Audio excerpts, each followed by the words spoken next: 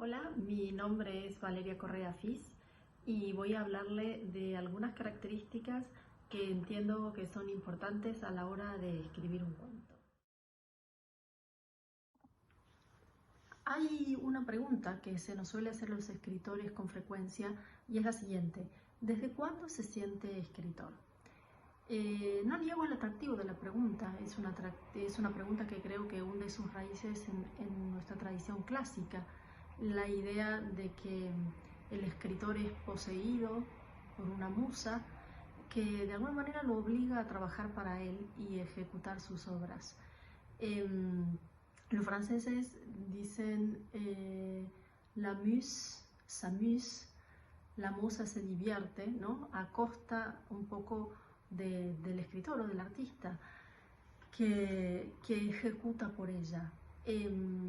Además, si recordamos un poco la tradición clásica, las musas, que son 9 y que inspiran cada una de las disciplinas artísticas, son hijas de Zeus y de Mnemósine. Mnemósine es la personificación de la memoria en la tradición griega. Entonces, de alguna manera, todo el arte es una especie de conservación de la memoria que tiene un origen divino. Más allá del atractivo que puede tener la pregunta y en sus orígenes y tradiciones, yo creo que es una pregunta que en realidad, por lo menos en lo que a mí concierne, en lo que yo pienso, es una pregunta engañosa. Una de las primeras cosas que yo digo cuando doy clases es: no hay escritores, hay personas que escriben.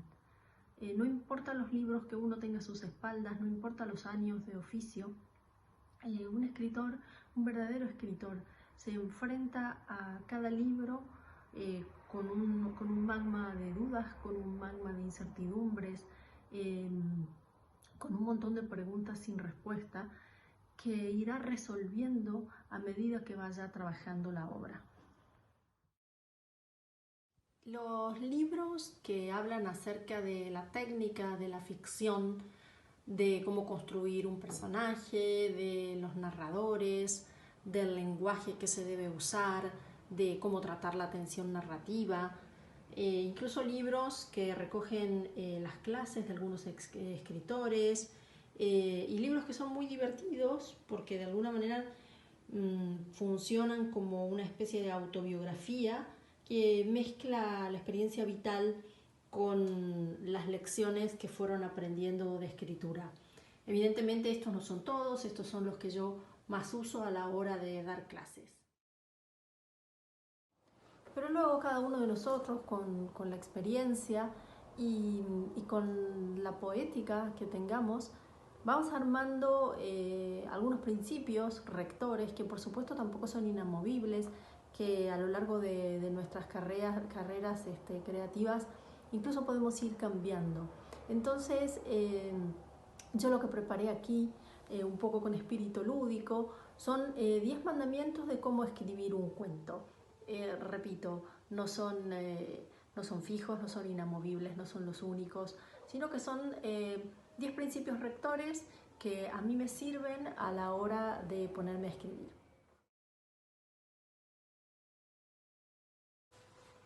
El principio del cuento es muy importante, es la carta de presentación que hacemos al lector. A veces la historia no tiene un arranque seductor, pero podemos corregirlo. ¿Cómo? Bueno, hay varias maneras. A veces rompiendo la línea temporal de los hechos que suceden en el cuento, como hizo Gabriel García Márquez con su novela tan famosa Crónica de una muerte anunciada, donde la novela empieza prácticamente por el final, dice el día que lo iban a matar a Santiago Nazar. Y luego la novela es todo un gran flashback. Nosotros ya sabemos el desenlace, casi, pero no sabemos quiénes, ni cómo, ni por qué iban a matar a Santiago Nazar. Otra manera interesante de empezar el cuento es hacer una presentación seductora de un personaje. Voy a leerles el inicio de un cuento del autor norteamericano John Cheever. El cuento es El ángel del puente y dice así: quizá hayan visto a mi madre bailando con patines sobre la pista de hielo del Rockefeller Center. Tiene ahora 78 años, pero su cuerpo es firme y vigoroso y lleva un traje de terciopelo rojo con falda corta. Usa mallas de color carne, anteojos, una cinta carmesí para sujetarse el pelo y baila el vals con uno de los empleados de la pista de patinaje.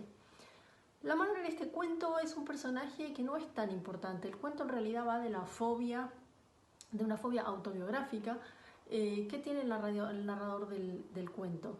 Pero la presentación de la madre, esa patinadora de tan avanzada edad, vestida como una niña, bailando con los empleados, es una descripción lo suficientemente atractiva como para que sigamos leyendo.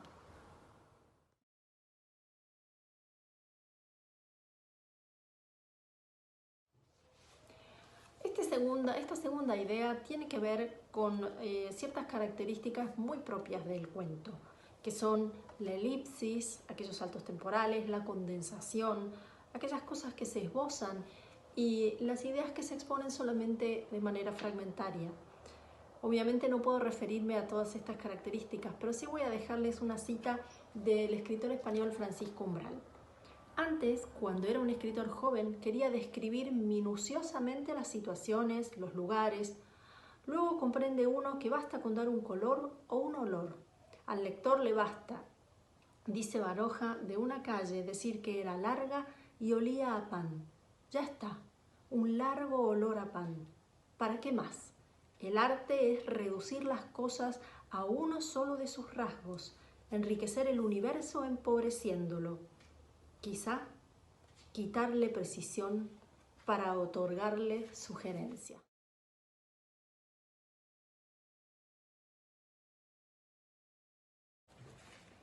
A la imaginación hay que darle tiempo. Dice la escritora Joyce Carol Oates que el peor enemigo de un escritor no es su falta de talento, sino las constantes interrupciones, porque de alguna manera licúan o hacen débil la imaginación. El ocio, dice el escritor uruguayo Mario Lebrero, sí que lleva tiempo. No se puede obtener así como así de un momento a otro por la simple ausencia de qué hacer. Yo creo que hay que darse tiempo, buscar, hacer nada. O sea, hacer nada para que aparezcan las ideas. El principio también dice juega y diviértete. Yo creo que el juego, el humor, la risa, son todos elementos que desacomodan la visión hegemónica del mundo, que nos enseñan otras perspectivas. El humor, aunque no lo practiques como característica o recurso retórico dentro del relato, es un recurso, yo le digo el recurso James Bond de la escritura, porque nos da licencia para todo, para invertir las creencias, para deshacer prejuicios, para enfrentarse a las creencias más duras desde un costado inesperado o ridículo. Hay una anécdota del actor Buster Keaton que me encanta. Dice que Buster Keaton se estaba muriendo en una sala llena de gente y hacía varios minutos que no se movía y que no hablaba. Y entonces uno de los que estaba allí dijo, bueno, toquémosle los pies. Dicen que los muertos siempre tienen los pies fríos. Y entonces Buster Keaton abrió los ojos y dijo, todos no. Juana de Arco, por ejemplo, no era el caso. Y cerró los ojos y se murió. Esta anécdota apócrifa probablemente, pero que es muy visible para hacernos ver de alguna manera cómo el humor busca eso, cómo el juego, el humor, la risa buscan la excepción, el otro lado de las cosas que nos es tan útil a la hora de escribir. Es conocida la anécdota por la cual Flaubert dice Bovary, c'est moi. Bovary soy yo. De alguna manera el arte de escribir se parece a una transfusión. Uno le da a sus personajes y a su mundo su sangre. Ellos se alimentan de lo que somos, de lo que nosotros pensamos, de lo que nosotros vimos y hemos vivido. Me gusta decir siempre que un escritor es un arqueólogo de sí mismo, porque aunque no se trabaje con material autobiográfico, muchas de las cosas que nosotros vamos a prestarle a un cuento o a una pieza de ficción provienen de nuestras observaciones y de nuestras propias reacciones. Chandler, el escritor de novela negra, decía como saben, ¿no? Hay un montón de estas anécdotas que no se saben si son verdad o son apócrifas, que se miraba al espejo todos los días y decía, lo mío son los conflictos. Y yo creo que de alguna manera la escritura es un modo de conocerse y cuando pensamos un personaje y lo tenemos que dotar de un dolor, tenemos que pensar qué relación tenemos nosotros con el dolor, o si lo tenemos que dotar de impaciencia, pensar qué cosas nos impacientan a nosotros o a quienes conocemos, o a personajes que hemos leído o que hemos visto en películas. De ahí proviene la idea rectora de este mandamiento. Bueno, habría muchísimo para decir respecto de este apartado, pero me voy a concentrar solamente en dos ideas. Una que tiene que ver con el verso de Vicente Huidobro, el poeta chileno, que dice: el adjetivo cuando no da vida, mata. Y respecto, vinculando esto con el principio anterior sobre la idea de la condensación, voy a comentar la manera de adjetivar que tiene casi siempre el autor argentino Jorge Luis Borges. Jorge Luis Borges adjetivaba de manera doble, pero generalmente lo que hacía era una adjetivación que correspondería, digamos, a lo interno, a las características psicológicas del personaje o a su estado emocional, y una caracterización externa, referente a su aspecto físico. Por ejemplo, de Funes, del cuento famoso Funes el Memorioso, dice: la cara taciturna y ahindiada. En otro cuento dice: era alto y desganado. Ven cómo funciona esta, da una idea da una idea enorme del personaje solamente con dos adjetivos. Lo segundo tiene que ver con el silencio y creo que el silencio narra por omisión. El silencio debe ser tan significativo como las palabras que lo habilitan. Quizá uno de los cultores más grandes de esta idea del silencio y de lo que se oculta ha sido Hemingway con su famosa teoría del iceberg. Ustedes saben que él decía que de alguna manera un cuento era como un iceberg, del cual vemos solamente un octavo. El resto, los 7 octavos que componen este iceberg, no son visibles. Están presentes, pero están debajo del agua y uno los tiene que intuir. De esa misma manera, él construía sus cuentos.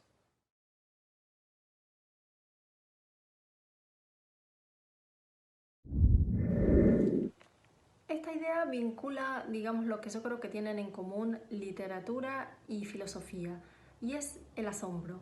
Es seguir mirando lo mismo, pero con distintos ojos, con distintas preguntas, con distintos oídos, si se quiere.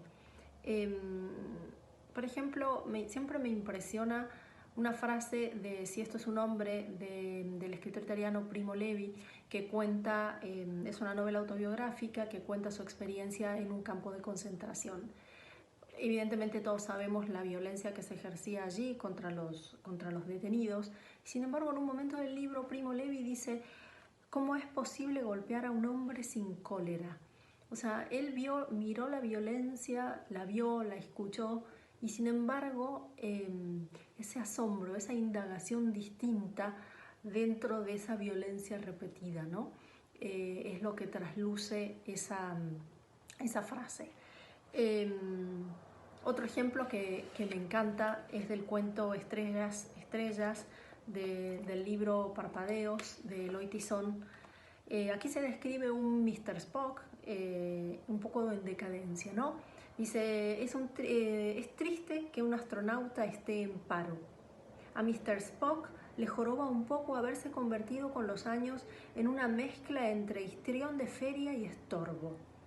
Risible, porque él es un romántico, más aún, un romántico alemán, y todavía cree en la elegancia.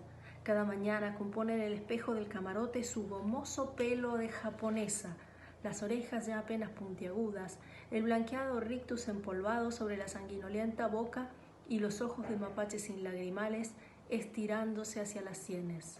Fíjense cómo una imagen del pop, del cine, de la tele, que hemos visto muchísimas veces, se resignifica aquí mirada con asombro, con una mirada lateral y desviada como la que expone Eloy Tizón en este cuento.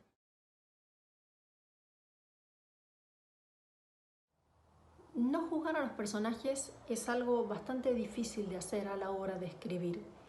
Chekhov, que era un maestro en el tratamiento de los personajes, era capaz de tratar con la misma ecuanimidad al hombre que golpeaba al animal como al animal golpeado.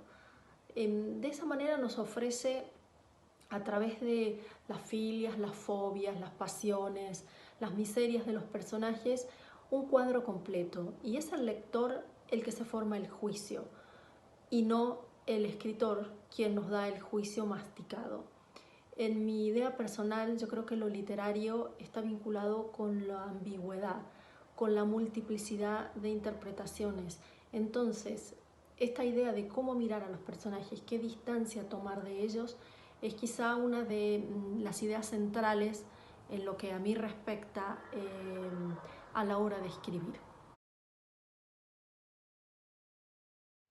Escribir desde el vértigo interior, escribir desde la necesidad, no por la hipotética fama, no por el hipotético dinero, sino porque tenemos algo verdadero que contar. Hay una novela muy interesante de Vilamatas, que es esta, Bartleby y compañía, donde él relata casos verídicos de gente que dejó de escribir o que iba a escribir y no escribió. Y tiene una cita muy interesante de La Bruyère que dice: la gloria o el mérito de ciertos hombres consiste en escribir bien. El de otros consiste en no escribir. Muchas veces hay autores que escriben muy bien, pero que en cierto momento se sienten agotados, ¿no? Es el caso de Rulfo, cuya historia está en la novela de Vilamatas que le recomiendo. Pero también otros autores que se sienten agotados y encuentran una manera de reinventarse.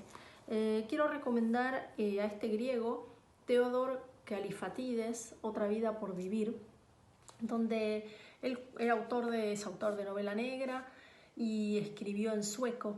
Y en un momento de su vida, cuando tenía algo así como 70 años, se encontró en un bloqueo. Y entonces volvió a Grecia, volvió a su país natal. Allí conectó con muchas cosas que cuenta en el libro y escribe esta especie de pequeñas memorias en griego. Entonces, a veces un cambio no solo de país, sino en este caso de lengua y de cultura, permite reinventarte.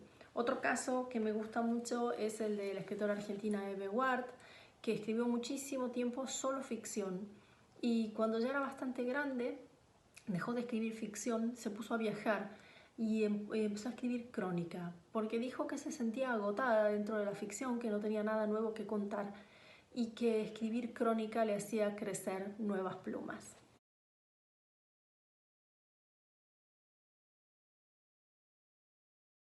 Bueno, también de este principio tendría muchísimo para comentar. Esto tiene que ver, con varias cosas, pero esencialmente con la construcción de los personajes a partir de la gente que quizás hemos perdido, de la gente que hemos querido y no nos ha correspondido, de la gente que nos llama la atención, que nos asombra, de la gente que nos suscita distintas pasiones, ¿no? Al respecto, de gente obviamente construida, no todo tiene, como dije en un principio, un escritor es un arqueólogo de sí mismo, pero de alguna manera la memoria o el olvido se combinan con nuestra imaginación y dan lugares a seres ficticios que son casi mejores que los seres verdaderos. Quiero leerles un fragmento del relato de un autor de cuento que es muy interesante, que es Felisberto Hernández, el uruguayo Felisberto Hernández. El relato se llama Úrsula y dice así: Úrsula era callada como una vaca. Ya había empezado el verano cuando yo la veía llevar su cuerpo grande por una calle estrecha. A cada paso sus pantorrillas se rozaban y las carnes le quedaban temblando. A mí me gustaba que se pareciera a una vaca. Una noche que el cielo estaba bajo y se esperaba la lluvia, un auto descargó su foco sobre el cuerpo de Úrsula. Ella dio vuelta a la cabeza y enseguida corrió para un lado de la calle estrecha. Parecía una vaca sacudiéndose las ubres. Esto es una historia de amor, un cuento de amor, ¿no? Y Felisberto era un maestro en asociar ideas extrañas, ¿no? O romper estereotipos.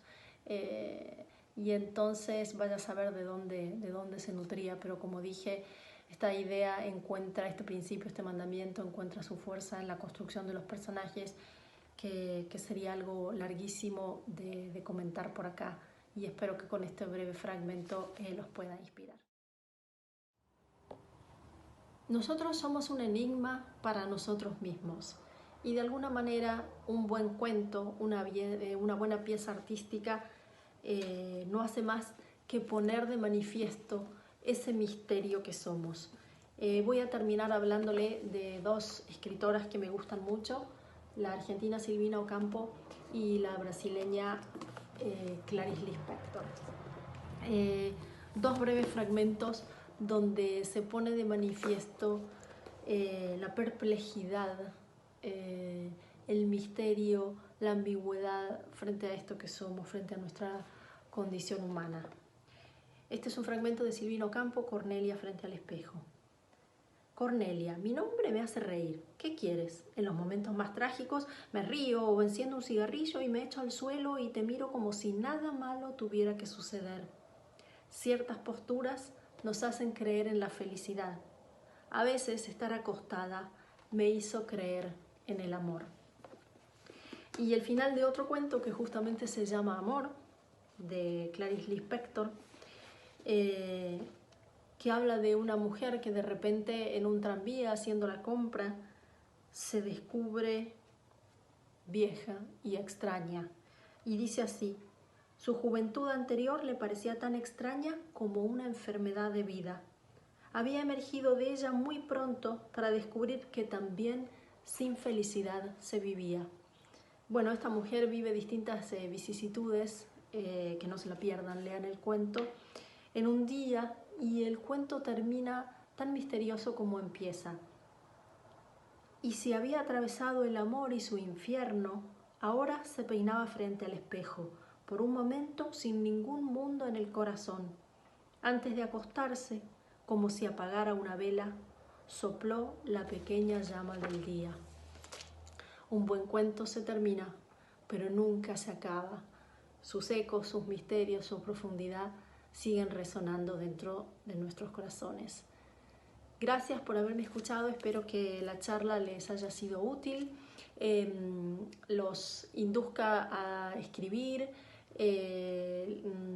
los libros que se mencionan, si no conocían a sus autores, les sirvan también como una guía lectora, por lo menos es una guía personal. Quedan por fuera muchísimos escritores a quien quiero y admiro y que me han ayudado a lo largo de mi carrera, y sobre todo a la hora de enseñar, que es una de las cosas que más me apasiona. Tengo un recuerdo precioso de cuando estuve en la isla, de su gente, de los paisajes, de la comida también, y nada, y solamente les quería mandar un cariño y desearles un feliz día del libro. Gracias.